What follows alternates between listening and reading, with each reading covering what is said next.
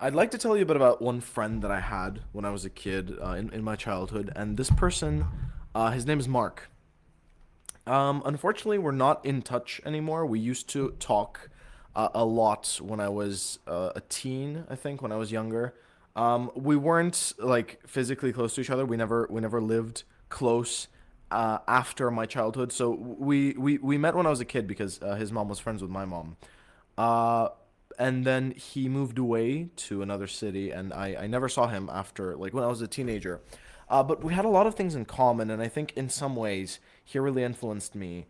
Because he was just a bit older. I think he's around maybe 2 or 3 years older. And at that age, it's 2 or 3 years is a very big difference. So technically, he was much more developed than me. He knew a lot about technology, and he played a lot of different video games. And for me, every time I was with him, it was kind of like a trip into the world of technology because he always had the newest games, the newest consoles. I remember he paid for like a PS Vita with his own money, which at the time for me was incredible. I didn't even know what money was.